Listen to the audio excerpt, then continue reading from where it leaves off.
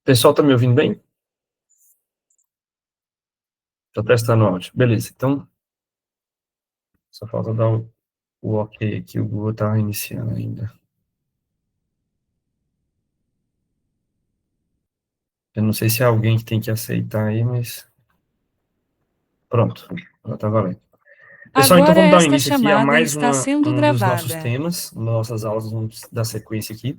A semana passada nós falamos de sequência rápida de intubação, focado na parte que é teórica, que dá para poder falar numa aula online. E, claro, né, tem uma parte da intubação que só é possível a gente fazer no ambiente de simulação.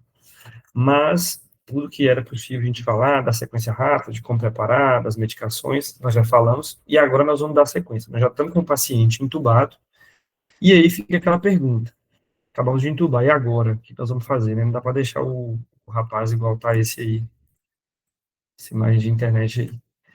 Bom, a nossa preocupação inicial é a gente fazer essa programação do ventilador, naqueles parâmetros que são aqueles iniciais, né?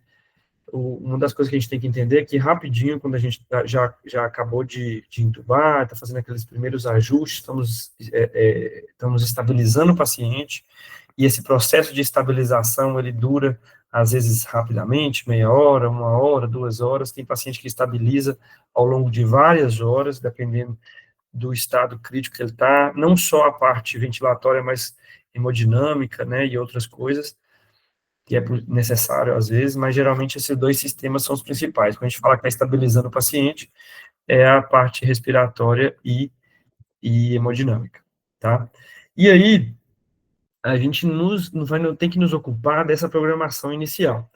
É muito frequente, assim, por exemplo, quando eu formei, a gente tinha uma dificuldade de colegas, tanto médicos, enfermeiros, que sabiam entender bem esse momento inicial, e por acaso sempre tinha aquele ali que ensinava para todo mundo, ou decorava, ou passava a colinha de como a gente iniciava a ventilação mecânica. Então, em linhas gerais, realmente tem uma faixa de escolha ali dos parâmetros que não precisa de muita ciência para escolher, não. A gente inicia ela, e aí, à medida que o paciente vai nos dando informações, se ele está bem ajustado, se ele está bem sincrônico com a ventilação mecânica, né, se ele está saturando bem, como que está vindo as primeiras gasometrias. Então, isso vai ser informação que vai ser a munição para a gente conseguir resolver o problema adiante e estabilizar esse paciente. Então, pessoal, a primeira parte dessa programação inicial é escolher o modo ventilatório. E o que é essa escolha dos modos ventilatórios?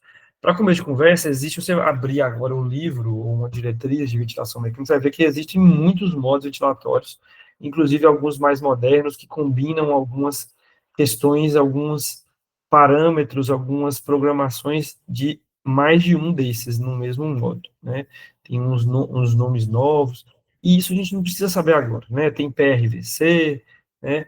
Por exemplo, tem, enfim, e tem os que são esses chamados convencionais, que vêm ali, não são os primeiros, não foram os primeiros que foram inventados, os primeiros que modos ventilatórios, eles já saíram de uso, já caíram por terra, mas são aqueles que vêm sendo consolidados há muitos anos. E o que importa para a gente é entender que, independente do modo a escolher, existem dois grandes grupos, os chamados controlados e espontâneos. E aqui já vem a primeira pergunta para vocês. O que define que um modo é controlado e um outro é espontâneo? Tem um parâmetro que a gente programa quando é controlado e quando é espontâneo a gente não tem que programar esse parâmetro. Qual seria esse parâmetro inicial?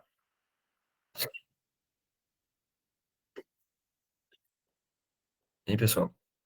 Qual é o parâmetro inicial que a gente programa no modo controlado e que não programa no modo espontâneo?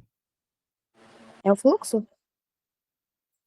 Tá indo na linha boa, tá indo na linha boa, Ana, mas tem uma coisa que o paciente que está respirando, que ele tem drive e você quer só acompanhar ele, que você não programa, e quando é modo controlado, você tem que programar, porque ele não tem drive respiratório, não tem controle da respiração, então a gente controla por ele.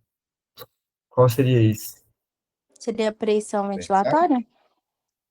Tá. Os chutes estão bons, mas também não é pressão. Alguém tentou falar outra coisa aí? Na hora que eu falar, vocês vão entender. Também não. Tá, não, também não. Não, não vamos continuar falando, senão não vai adiantar. Então, qual que é a dica boa? Pra vocês entenderem que é para você ver como é que, na hora que eu falar o que é, vocês vão ver o tanto que é simples de vocês matarem essa charada. Olha só, então, antes de abrir aqui esses post-its aqui, de quais são os modos, vamos falar o que é que tem no modo, né? Como que é que você controla uma ventilação e como que você só acompanha. Uma coisa é acompanhar o paciente que inicia e você vai lá e acompanha ele. Então, tem que ter um sensor no respirador que percebe quando o paciente inicia e aí ele fala, opa, o paciente está puxando, então agora é a hora que eu vou disparar toda a minha força. Empurro. Isso é o respirador pensando, né? No modo controlado, o paciente não tem esse primeiro início, não tem drive, não tem movimento inicial. Então, se não tem drive, você tem que escolher o momento desse drive. E aí que vocês vão entender o que difere o modo controlado, porque tem que escolher qual o momento do drive. Então, no modo controlado, olha só como é que é o modo controlado. Vocês estão vendo que ele é bem mecânico, bem robótico? O intervalo entre o início de um ciclo controlado, a 0, 1, 2 segundos, 3, na hora que ia ser 4 segundos, já inicia outro. Inspirou. E aí a inspiração está durando 1 segundo, e a expiração está durando 13 segundos, e aí exatamente com 3 segundos de expiração, ou seja, 4 segundos de ciclo, ele inicia de novo. Ué, então o intervalo é o mesmo no modo controlado. Então significa que para você fazer um modo controlado, você está escolhendo o momento que ele vai iniciar. Qual que é uma forma bem boba para você falar assim, respirador, respira agora, e depois daqui a agora, e depois daqui a agora, e depois de 4 em 4 segundos você entra. Você não é falar para ele, respira de 4 em 4 segundos, vocês vão falar com ele que você respira. 1 para 4. Essa daí é a proporção. 1 para 4 é a proporção.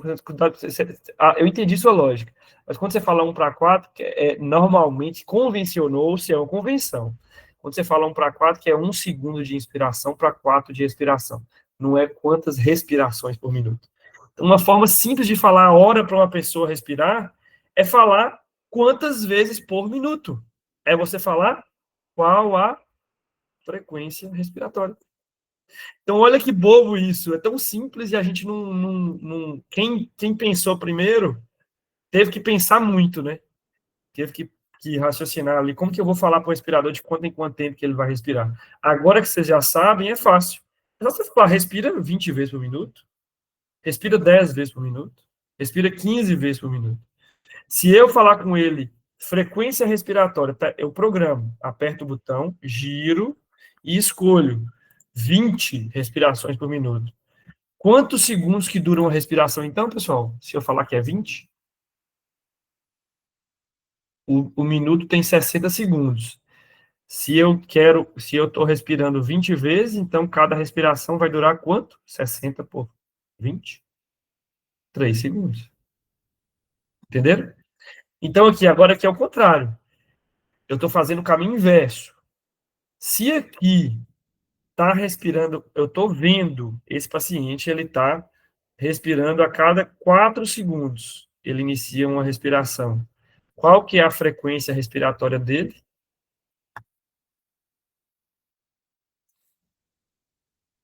15 incursões respiratórias por minuto. 15 RPM.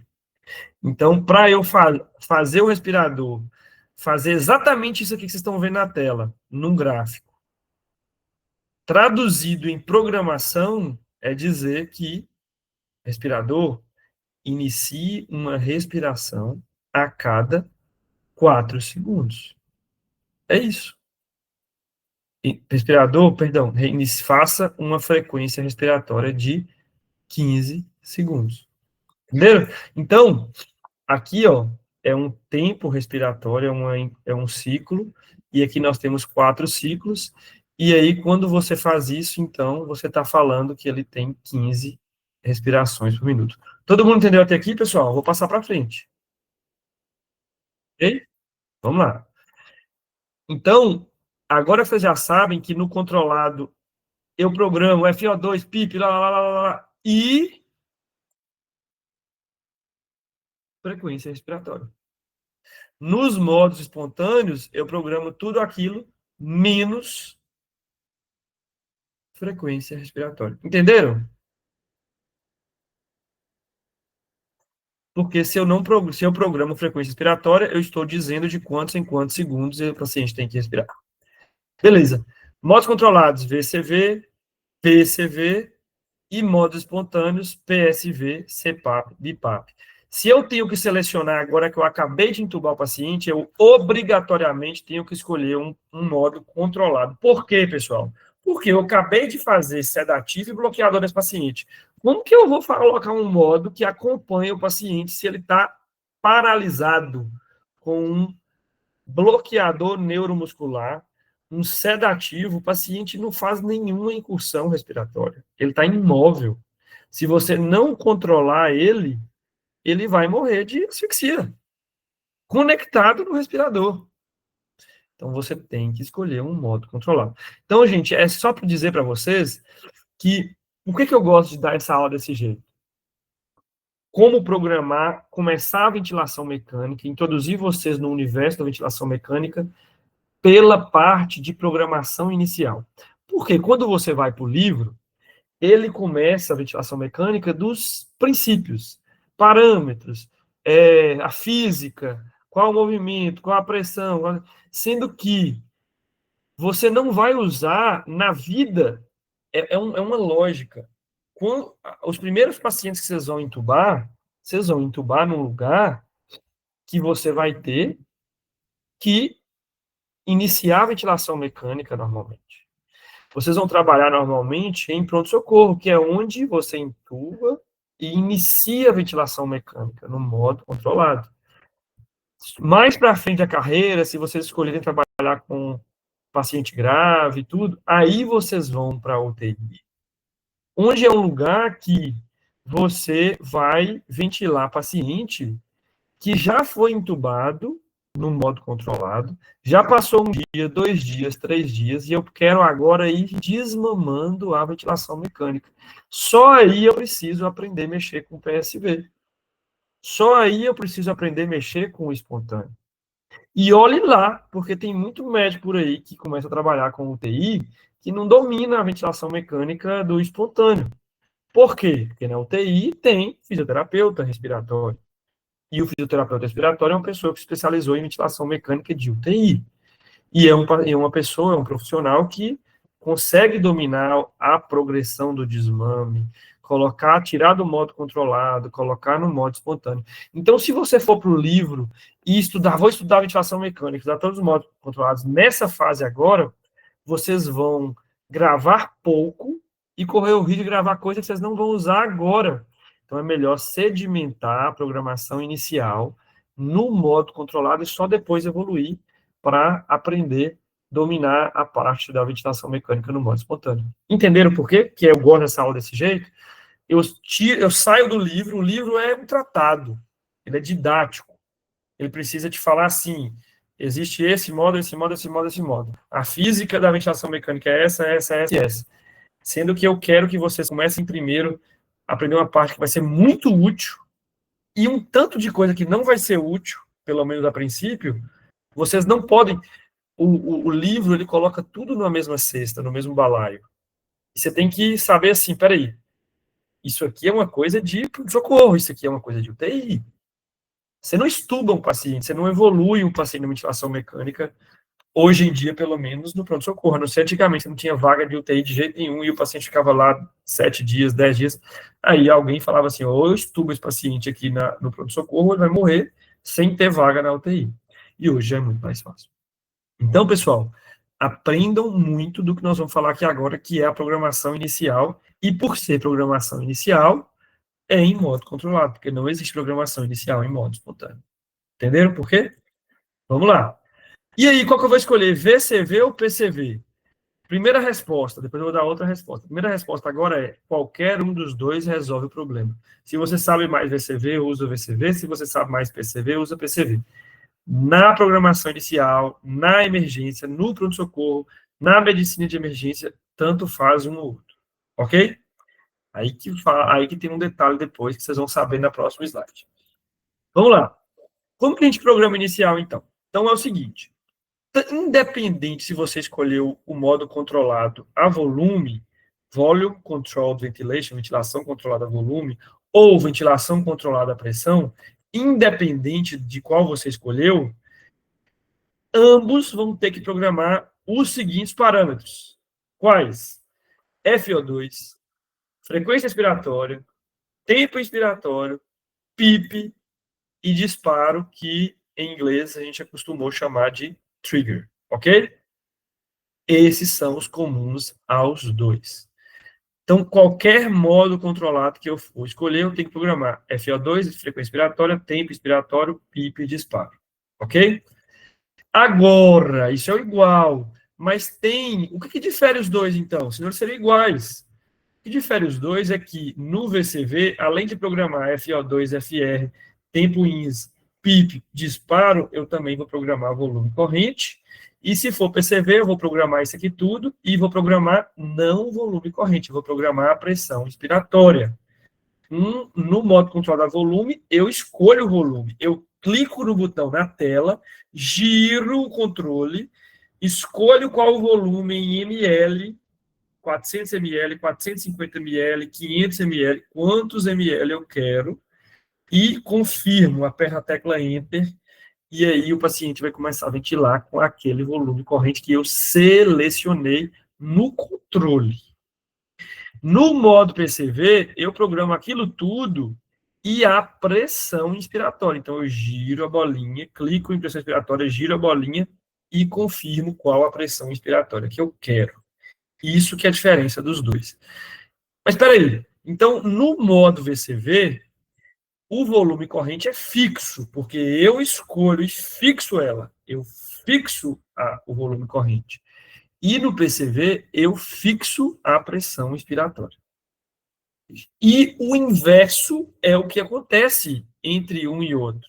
Então, no VCV, que o volume é corrente, então, se o paciente tossiu, o volume corrente, para eu fazer o mesmo volume corrente de 400 ml, o paciente está tossindo para fora e o respirador está empurrando o ar para dentro. Então, para fazer o mesminho volume corrente, ele tem que fazer uma pressão inspiratória maior. Ah, por acaso o paciente fez um suspiro. Suspiro é o quê? Então, o próprio paciente abriu o pulmão, fez uma pressão negativa. Naquela respiração, naquele ciclo, naquele instante, o respirador vai precisar fazer menos força para fazer os mesmos 400 e pouco ml. Então, ele faz uma pressão expiratória menor. Então, cada respiração, pessoal, no modo VCV, tem uma pressão inspiratória diferente, mas um volume corrente que eu fixei. Você fixa. E no PCV é vice-versa. A pressão inspiratória eu fixo, é a mesma, 15, 15, ou 20, 20, ou 18, 18, 18, cada respiração. Mas o paciente vai fazer volume corrente menor. Como a gente não respira com o mesmo volume corrente, é como se o PCV fosse um pouquinho mais fisiológico. Porém, nessa fase inicial, de programação inicial, isso tanto faz. Então, se a gente falar assim, o PCV é um pouco mais fisiológico do que o VCV, mas você acabou de entubar o paciente, bloquear ele, te interessa se está fisiológico ou não?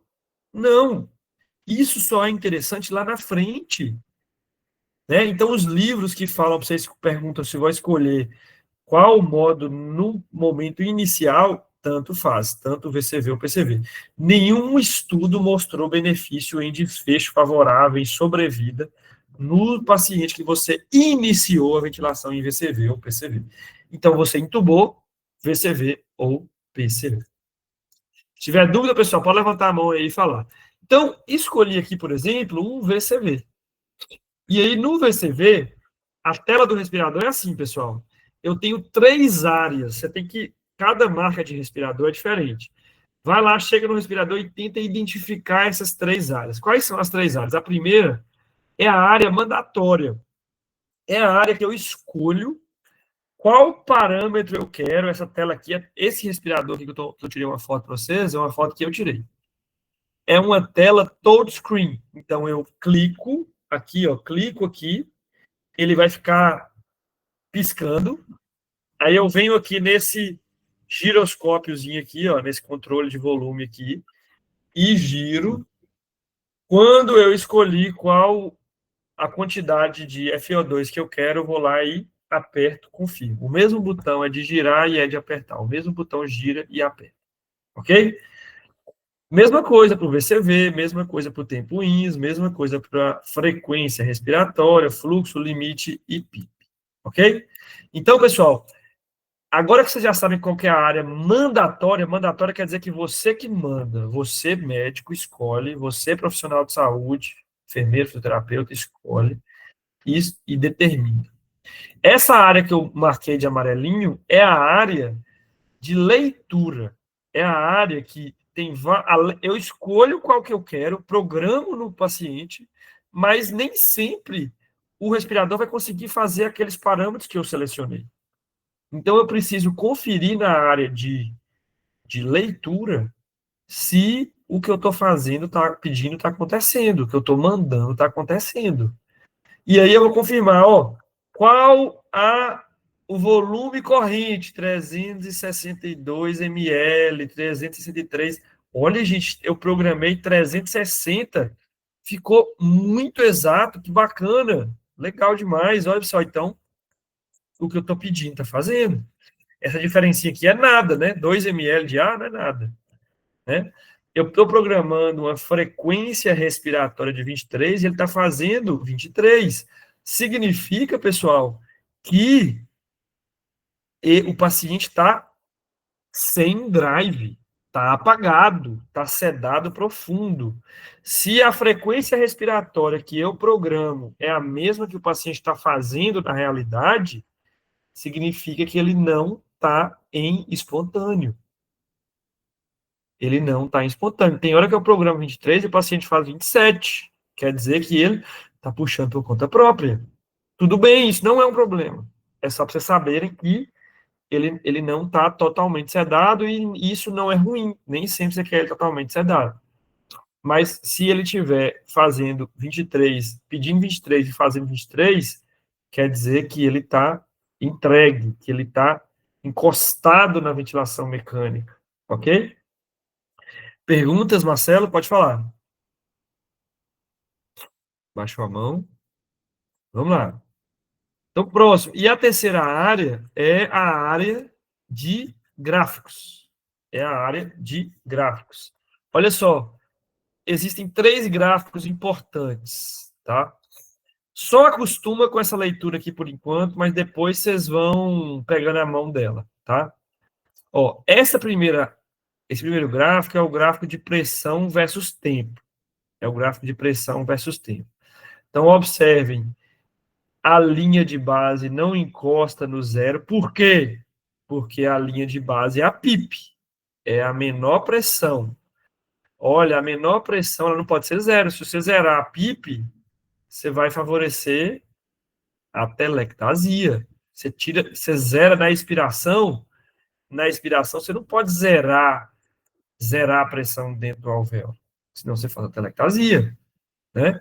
Então, o gráfico de pressão tem uma característica que é qual? Ele fica positivo e depois ele não encosta na linha zero. Ele não encosta no zero. Aqui, ó, o segundo gráfico é o gráfico de fluxo. Qual que é a característica dele?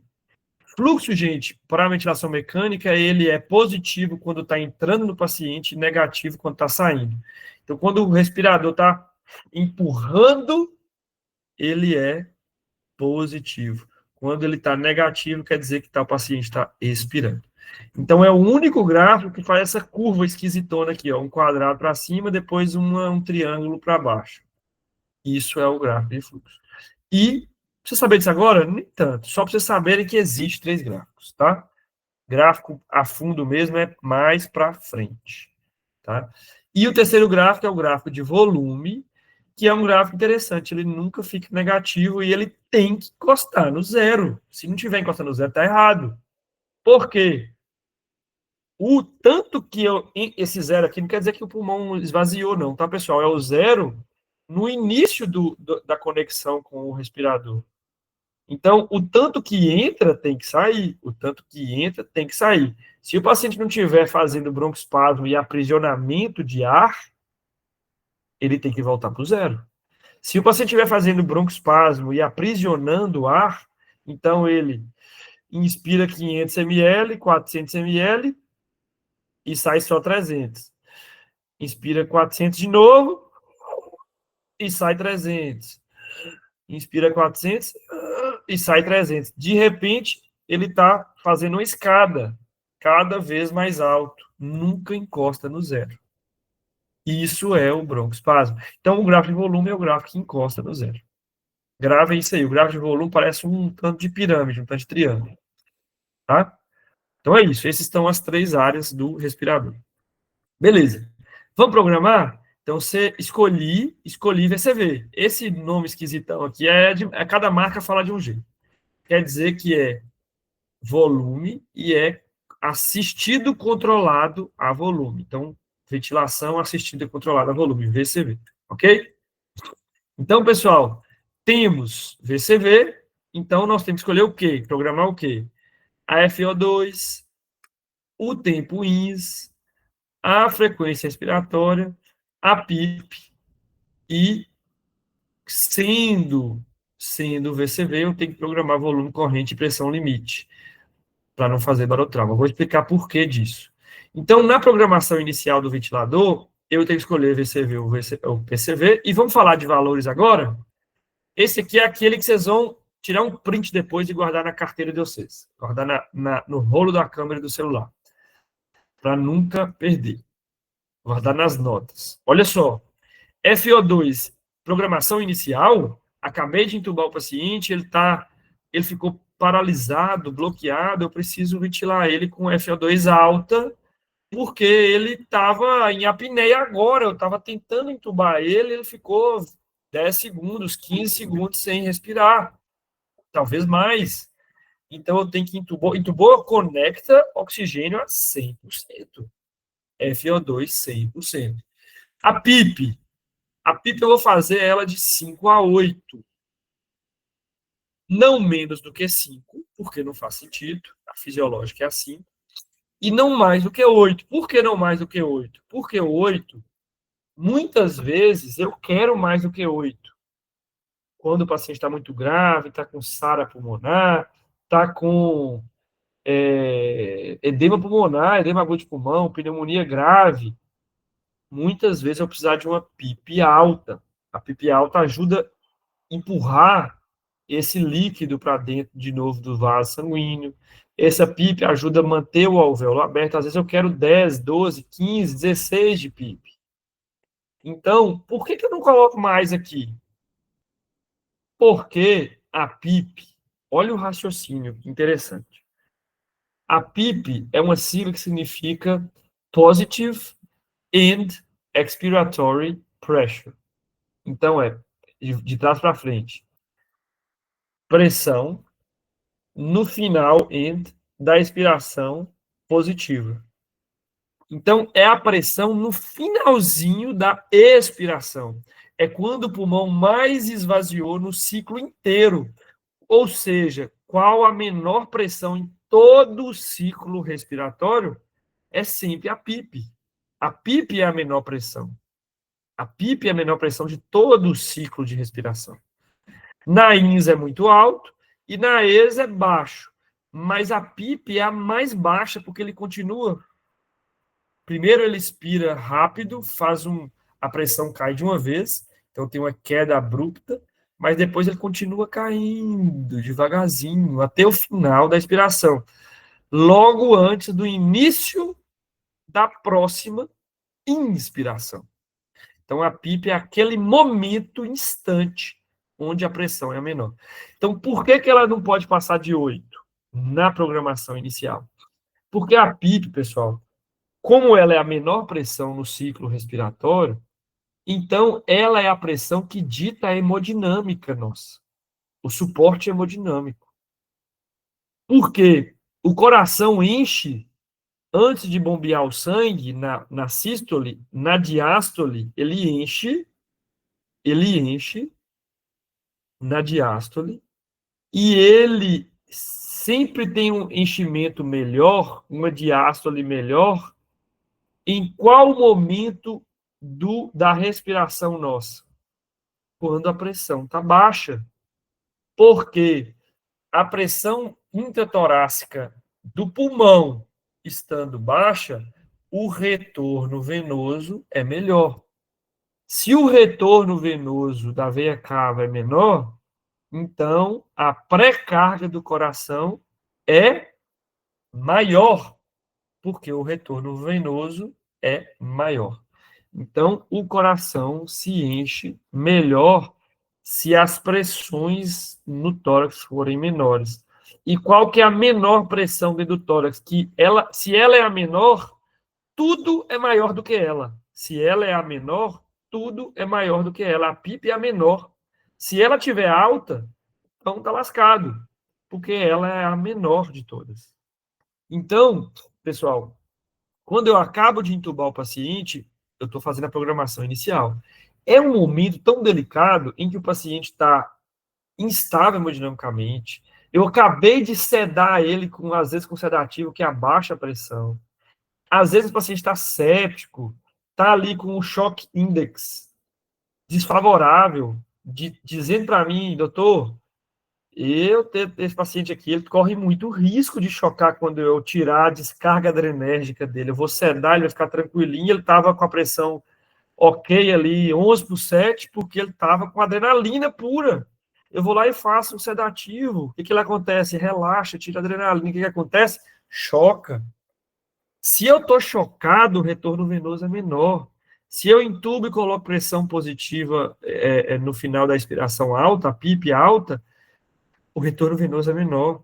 Então, eu acabo de desgringolar esse paciente. Ele corre risco de PCR quando eu acabo de entubar ele, porque eu estou colocando pressão no tórax. Né? Eu estou colocando pressão dentro do tórax. Então, a PIP precisa ser baixa para que eu consiga ter um retorno venoso, uma pré-carga boa e uma hemodinâmica favorável. Só que eu preciso dela alta para ventilar o paciente grave. E aí eu fico assim, ó, qual o valor que eu coloco então? Então, estabeleceram que até 8 de PIP, eu melhoro a ventilação mecânica, o paciente grave, respiratório, mas eu não impacto negativamente na hemodinâmica. Entenderam, pessoal? Tô meio gripado, tá? Dá uma pausa. Alguma dúvida sobre isso? Se tiver, pode falar, que eu tento falar com palavras melhores. Mas, assim, em outras palavras, a PIP é de 5 a 8. A PIP depois pode ser maior, mas inicialmente eu não quero maior do que 5 a 8, e o motivo é que eu não quero chocar o paciente. Entenderam? Não quero instabilizar hemodinamicamente. Beleza. Próximo. Pode falar.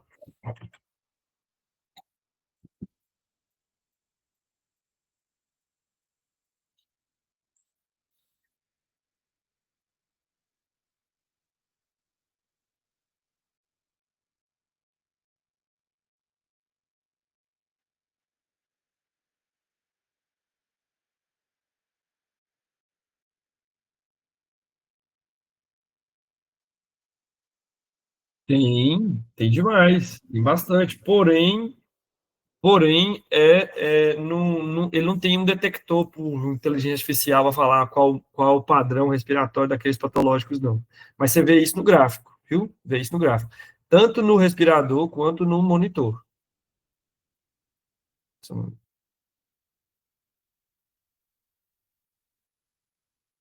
Certo? Vocês me ouviram? Só tocou aqui. Atrapalhou.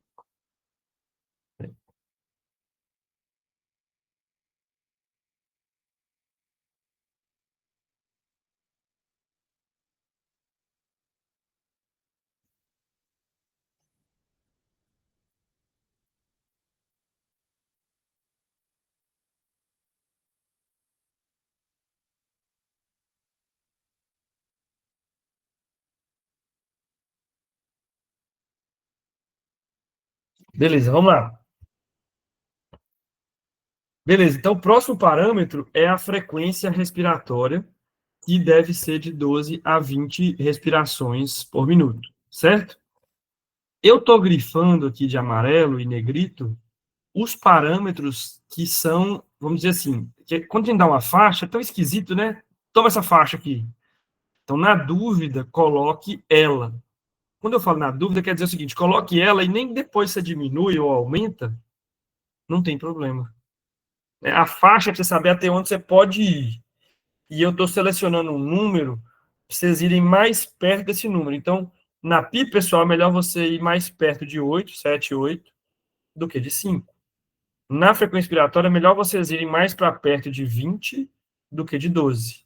Quer dizer que seja 20, pode ser 20, 18, 17, 16. Falo que mais perto de 20 faz mais sentido. Ok? Se tiver que escolher um, pode meter o 20 lá que tá certo. Tempo expiratório, 1 segundo para iniciar. Nem precisa inventar modo. Disparo, trigger, você vai escolher ali -2 a -3, porque é uma pressão que é... O que é o disparo trigger? É um parâmetro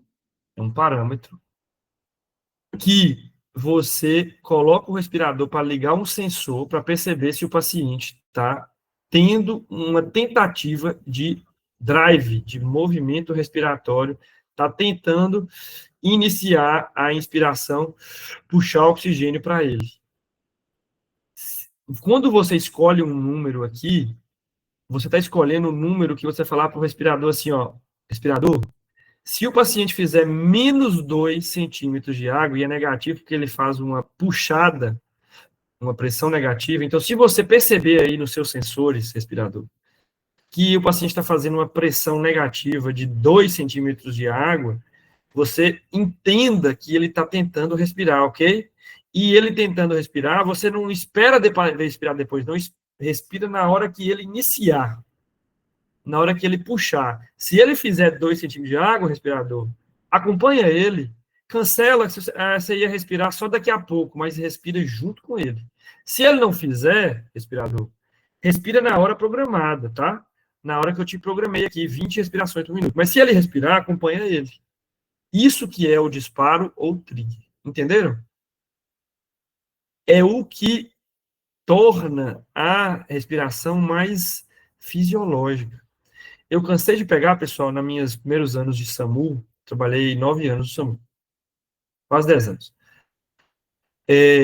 Quando a gente ia interceptar uma ambulância de uma cidade menor, eu cansei de pegar paciente que aí eu pegava ele já em ventilação mecânica, e aí eu pegava e passava para o meu respirador, e ele seguia viagem comigo para o hospital de destino. E eu cansei de pegar respirador de transporte, é danado para poder ficar escondido onde que programa o disparo ou o trigger, sabe? Por que que eu acho? Eu acho que as marcas que fazem respirador de transporte, elas fazem esse respirador para ser um respirador de paciente que está em grave, você vai transportar ele bem sedado. Então, não é tão importante você programar o disparo, porque ele vai estar muito sedado. E aí ele fica com o disparo desligado. Gente, é horrível ver um paciente que você está programando X respirações por minuto. E você olha para o paciente, ele está assim, ó, e o respirador não acompanha ele. Ele está tentando respirar, e aí ele não consegue, porque o respirador não está... O canal da respiração é o tubo. O tubo está conectado no respirador. O respirador tampou a passagem. O paciente tenta puxar e o respirador não manda nada. Não abre a válvula de oxigênio. E aí é super feio e desconfortável você ver isso. E aí a maioria dos colegas fala assim, esse paciente está competindo muito, eu vou sedar ele mais. Vai lá e ceda.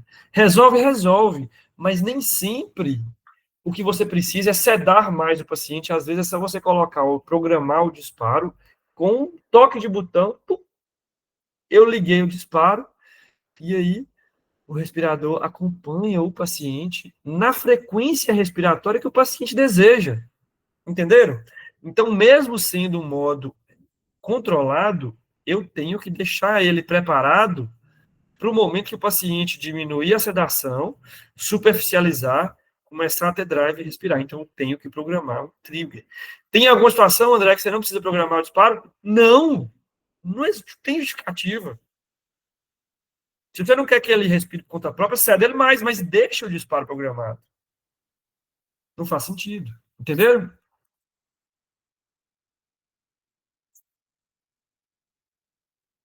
Ok, vamos lá. Beleza.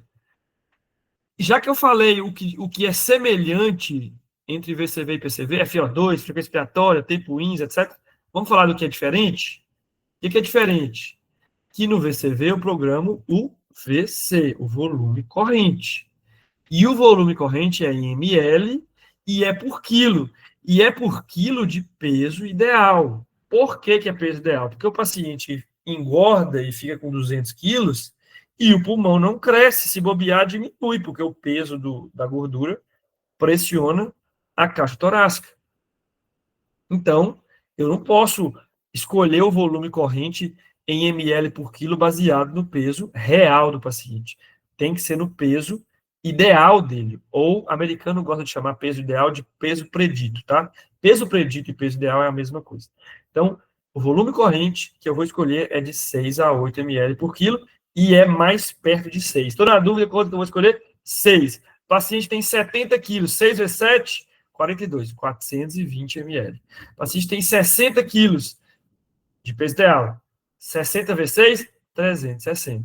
Então, 6 ml por quilo. 6 ml por quilo. Eu coloquei 6 a 8 porque no livro está escrito 6 a 8 e porque vocês vão fazer prova e a prova pode colocar como está no livro. Livro 6 a 8. Mas na vida real é 6 ml por quilo e só e acabou. E às vezes é menos. Na SARA, você faz menos. Mas não importa, porque inicial você vai programar com 6 ml por quilo, porque nós estamos falando de programação inicial. Se for PCV, aí eu não programo diretamente o volume corrente. Eu não consigo selecionar e confirmar qual o volume corrente. Eu seleciono e confirmo a pressão inspiratória necessária para volume corrente 6 a 8 ml por quilo. Pressão inspiratória necessária para volume corrente 6 a 8 ml por quilo. Então, eu tenho que escolher uma pressão e ficar olhando para o gráfico e para os sensores, a parte de leitura daquela tela, para ver se eu programei 15 de pressão e se essa pressão está sendo suficiente para fazer 6 ml por quilo de volume, 360 ml, 420 ml. Olha como é mais difícil, tem que ficar mais tempo em pé, olhando para o respirador e coloca 15. 15 tá bom? Não tá bom, fez pouco volume corrente. Deixa eu aumentar. 16, não tá bom ainda. 17. Então você fica ali no paciente até selecionar o volume corrente ideal. Certo. Então, como que funcionaria isso na prática? Eu vou fazer uma simulação com vocês. Vamos supor que tem um paciente de peso predito de 70 quilos. 6 ml por quilo dá quanto? 420 ml. Ok? 6 ml por quilo de volume corrente, 420 ml. Vamos lá. Então, eu fui lá e programei no PCV. Coloquei uma pressão inspiratória de 15 centímetros de água. Programei. 15. Aí eu fiquei olhando para o paciente e para o respirador. Apareceu lá na tela que ele fez um volume corrente de 320 ml. Tá bom, pessoal?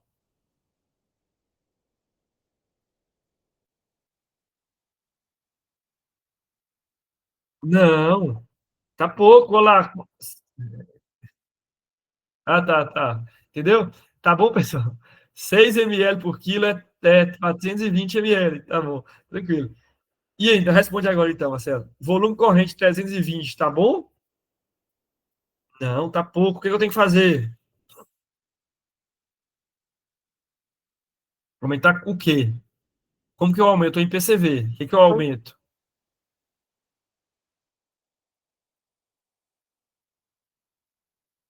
Beleza. Não, então não precisa nem, não, vocês vão falar aqui agora. Não precisa nem voltar, não. Olha só. No PCV, diferente do VCV, não tem um botão naquela tela desaparece o botão que você controla o volume corrente. Você não tem um botãozinho lindo escrito volume corrente, 6 ml por quilo, 420 ml. Tem um botão escrito pressão inspiratória, e aí eu programei aqui 15, por exemplo. E aí eu selecionei 15 e eu estou de olho no paciente, estou em pé olhando. Com 15 de pressão inspiratória, fez 320 ml. Mas o volume que eu preciso é 420 ml. O que eu preciso fazer para poder aumentar esse volume corrente até chegar em 420 ml, sendo que eu não tenho um botão que seleciona qual o volume corrente. Eu tenho que aumentar a pressão dentro do pulmão. A pressão de inspiração, PI, pressão inspiratória. Entenderam agora? Não segue regra de 3, porque um gráfico não linear. Quanto mais você aumenta, mais o pulmão vai ficando menos elástico, mais duro. Então, você só tem que aumentar e olhar. Foi o que eu acabei de dizer no slide anterior. Dá muito mais trabalho que você tem que aumentar e ficar lá olhando. Não ficou bom? Aumenta e fica lá olhando. Não tá bom? Aumenta e fica lá olhando. Então, é o que eu vou fazer aqui agora com vocês. Com a pressão de 15, encheu, eu joguei 15. Quanto que encheu? Quantos ml? Nesse paciente? 320. Aumentei, 17. Quanto que encheu? 350. Na tela aqui, pessoal. Me ajuda aqui, só para vocês acompanhar. Vou seguir. Coloquei uma pressão de 20. Quanto que encheu? 390. Não tá bom. Coloquei uma pressão de 22. Foi para 440. Ficou bom agora? Deixa eu voltar aqui um pouquinho. Qual que é a faixa normal de volume corrente normal que eu preciso ventilar o paciente? Tá bom. Quanto que é 8 ml por quilo num paciente de 70 quilos? 8, 8 vezes 7, 560. 560. Então tá bem bom, não tá? Tá acima de 420 e tá bem longe de 8 ml por quilo. É isso. Mas vocês viram como é que foi difícil? Não foi difícil? Não é tão difícil, mas eu vi que vocês tiveram dificuldade. É justamente para dizer que no VCV eu escolho, eu tenho um botão. Se eu escolher ventilar em VCV, tem um botão, volume corrente. Eu vou lá e escolho 390, 400, 410, 420. Confirma. Se eu escolher PCV, esse botão desaparece. Eu tenho que programar pressão para empurrar o ar para encher o pulmão no volume corrente. Então, é um pouquinho mais difícil. É impossível? É muito difícil? Não, mas é um pouquinho mais difícil do que o VCV. Então o VCV é mais fácil, né? Olha o Romer e nós aí pensando, ainda aprendendo ventilação mecânica. Mais fácil? É mais fácil. Sim, mas tome cuidado. Por quê? Programe a pressão máxima. O que é a pressão máxima? É porque quando você escolhe VCV, fica simples, fica fácil. Eu quero volume corrente 6 ml por quilo. Agora, vocês que vão responder aqui para mim, viu, gente? Vou falar um outro peso ideal aqui. 80 quilos. Qual que é o volume corrente que eu vou fazer para esse paciente? 480. Isso. Então, beleza, tranquilo. 480 ml. Então, eu seleciono 480 ml. 480 ml, então, é 6 ml por quilo para esse paciente de 80 quilos. 6 ml por quilo. Selecionei. Você sabe o que vai acontecer no VCV? O respirador, ele fica cego assim, ó. 480, não é? 480. Então, 480. 480. 480. Isso ele vai fazer 480 de dia, de noite, faça chuva, faça sol, se você tossir, se você rir, se você suspirar, se jogar água no paciente para dar banho, se ele estiver fazendo xixi, se ele estiver fazendo evacuação, se virar ele de lado, se virar ele de costas, ele vai fazer 480 ml. Ele vai ficar cego para o resto. E se o paciente... Então, o que que acontece? Se o paciente tiver com um pulmão duro, igual de Sara, ele vai fazer 480 ml com muita força. Imagina um balão de festa, um balãozinho de festa, que está muito duro. Para ele encher 480 ml, e quando ele está duro, eu faço muita força. Quando ele está molinho, eu faço 480 ml sem pôr muita força. Isso é o VCV. Ele vai fazer o mesmo volume com forças diferentes. Então, eu preciso falar para o respirador, faz os 480 ml, mas eu vou te falar aqui uma pressão máxima. Eu vou programar aqui, ó, a partir desse teto, você não faz mais força não, senão você estoura esse pulmão, igual um balão. Se eu fizer, pum, estourou o pulmão. Como é que chama esse estourado pulmão? Barotrauma. Trauma por baro. Baro é pressão. Barotrauma. Quando eu faço um barotrauma, qual que é a doença que surge? Pneumotórax. Então, se eu ventilo em VCV, é fácil, eu ventilo em VCV, eu sou bom demais. Aí vai a pandemia. Médico que sabia ventilação mecânica trabalhou, médico que não sabia ventilação mecânica trabalhou, fisioterapeuta que não sabia ventilação mecânica trabalhou, enfermeiro que não sabia ventilação mecânica trabalhou. E aí surgiu um tanto de barotrauma, um tanto de pneumotórax. E todo mundo, nossa, mas essa doencinha Covid é muito difícil, né? Ela é muito grave, ela mata todo mundo. Metade das pessoas morreram de ventilação errada. Metade morreu da doença. Então, saibam que VCV é mais fácil. Sim, VCV é mais fácil. Mas, tome cuidado, programe a pressão máxima. Então, quando eu programo em PCV, eu só programo a pressão. Porque a pressão que eu vou inspirar é a pressão que eu vou colocar. Então, não existe pressão máxima, porque a pressão que vai fazer é uma pressão só. É a pressão que eu escolho. É só eu não escolher, é só eu não fazer uma pressão muito alta. Tá? A pressão máxima, assim você evita o risco de barotrauma. A pressão máxima, qual o valor, qual o número? 35 a 40. Acima de 40, começa a oferecer risco de barotrauma. Então, se eu programo em VCV, eu escolho o volume corrente de 6 ml por quilo, e lá no outro botão eu programo a pressão máxima, 35 a 40. Ok? Então, já fiz a programação. Oi, pode falar. Doutor, tirar uma dúvida. Você citou o exemplo da Sara, né? Do pulmão Certo. menos complacente. Complacente. Isso. Aí, no caso, o PCV é melhor, né, para o paciente com Sara? Porque se você limita a pressão e só... Olha, né, cara, essa pergunta sua é linda, sabe? Eu gosto de falar que eu não gosto nem de ir muito para rodapé de livro depois, assim, porque senão é difícil vocês gravarem o básico, tá? Mas não, nada dos estudos mostraram que na programação inicial não fez diferença, lembra que eu falei, né? E na Sara, também não, deixa eu ver, também não, mais ou menos, mais ou menos. Por quê? Olha só, em UTI, não está os cobra criados da ventilação mecânica, tem médico que sabe um pouquinho mais de ventilação mecânica, nem sempre, tá? Tá cheio de médico que não sabe ventilação mecânica na UTI. Mas tem o fisioterapeuta que sabe ventilação mecânica. Então, tem gente ali que é cobra criada na ventilação mecânica. Então, a gente ventila mais em UTI. Normalmente, na UTI, a gente ventila mais em PCV. Normalmente, a gente ventila mais na UTI em PCV. Se for agora na UTI, entra lá. Quem está em modo controlado? Esse.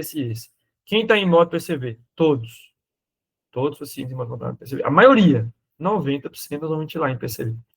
Na SARA, Ana, tem um momento durante a ventilação que eu preciso ventilar em VCV. Na hora que eu estou fazendo titulação de PIP, na hora que eu estou fazendo recrutamento alveolar. Na hora que o pulmão está duro na SARA do COVID ou não COVID, que a gente prona o paciente, tem um momento que a gente faz uma respiração bem quadradona, bem robótica, nada natural, que é com o VCV. Então, não todos os momentos, mas tem uma hora que a gente precisa ventilar em VCV, ou o inverso do que você pensou. Mas o normal é a gente ventilar em PCV. É só você programar a pressão máxima. Entendeu, Ana? Entendi, obrigada. O que faz o barotrauma é você não programar a pressão máxima. E tolar o dedo na pressão lá. Então, pronto. Vamos lá. Beleza. Mas não pensem ainda, pessoal, aquilo que eu falei, não vai por rodapé ainda não. Não pensem ainda em patologias específicas. Ah, como ventilar a SARA, como ventilar a DPLC. Isso é o tema da próxima aula. Por hoje, grave aquilo que o inicial, a ventilação mecânica, é modo controlado. Pode ser VCV ou PCV. Para vocês, agora no início, o VCV é mais fácil, mas lembrem-se, em PCV você só programa um parâmetro, e em VCV você programa o volume corrente e mais a pressão máxima. Aqueles valores lá que eu coloquei para vocês servem tanto para PCV ou VCV, qualquer um dos dois. FO2 100%, PIP de 5 a 8, frequência respiratória de 12 a 20, mesmos parâmetros, tanto em PCV quanto VCV. Ok? Então, gravem só isso. Não pensem ainda em patologia. Vocês estão ainda sendo treinados hoje a iniciar a ventilação mecânica. E com essa cola, André, mas eu não sei nada, eu preciso de alguém. Com essa cola, você ventila alguém. Certeza. Com essa cola que eu passei para vocês, alguém liga o respirador para vocês na tomada e vocês vão lá e escolhem esses parâmetros. Ok? Vamos lá. E aí, pessoal, na programação inicial do ventilador, nós vamos fazer ajustes iniciais à beira-leito. Por exemplo, eu não escolhi aquilo ali, aqueles parâmetros iniciais, aí agora eu já estou com o paciente está saturando 100%. Eu preciso saturar 100%? Não preciso, eu preciso saturar ali 95%, 96%, 97% no máximo. Então, mesmo que eu não tenha ainda uma gasometria arterial coletada, com a quantidade de PO2 que está chegando, eu já posso ir reduzindo. Os ajustes iniciais à beira-leito eu já vou fazendo, tá? Não precisa esperar chegar uma gasometria. Então, eu iniciei com FO2 de 100%, mas eu posso baixar para 90%, 80%, 70% à vontade, de acordo com a saturação do paciente. Tá? A gasometria, então, ela só vai ser necessária depois de uns 20 minutos de ventilação estável. Por quê? Quando eu acabo de entubar o paciente, se eu coletar ali 1 minuto depois a gasometria, ela não vai refletir o que eu ajustei. Ela não vai refletir o momento pós-intubação. Ela vai refletir a insuficiência respiratória que o paciente estava. Então, eu preciso esperar. Então, eu preciso que o enfermeiro corre para coletar a gasometria? Não. 20 minutos depois que eu colho a gasometria. E aí, a oximetria de pulso contínuo, ela vai nos ajudar a fazer esse ajuste à beira-leito, vai nos ajudar a monitorizar que esse paciente está com a saturação de oxigênio boa. A capnografia em forma de onda, se tiver disponível, ela também vai me dar informação interessante, que é como está o CO2, né, nesse momento inicial, e eu tenho que avaliar as possíveis repercussões hemodinâmicas da ventilação mecânica, porque um paciente que eu acabo de intubar, por causa da pressão torácica aumentada, eu corro o risco de levar ele a um choque circulatório, tá? Então, lembrando, quiz, pergunta, qual é o parâmetro da ventilação mecânica que mais interfere na repercussão hemodinâmica? Vamos ver se prestaram A atenção. PIP. A PIP, muito bem, né, Clara? Muito bem. E nós vamos manter o nível de trabalho muscular o mais apropriado possível. Ou seja, nesses primeiros 1 a 2 dias, ele vai ficar sedado. Eu não preciso tirar esse paciente da ventilação mecânica, desligar o sedativo. Então, deixa ele sedado, sem fazer esforço. Ele gastou muita energia. Vamos deixar esse paciente gastar esse ATP, essa energia, para recuperar. Vamos deixar ele dedicar para o coração essa energia, para o sistema imunológico, para combater uma sepse. Deixa ele descansar na ventilação mecânica, tá? Então, no início, o paciente tem que ficar sedado mesmo, certo? Muito obrigado. Perguntas, pessoal? E siga lá no Instagram para a gente ir conversando e vendo os posts que eu colocar lá para vocês, trocar ideias ou fazermos os próximos encontros aí da vida. Nossa, excelência. Beleza, obrigado, Marcelo. Mas é isso. O importante é se o parabéns se ficou realmente foi útil para vocês, tá? Eu vou mandar aí a gravação para vocês,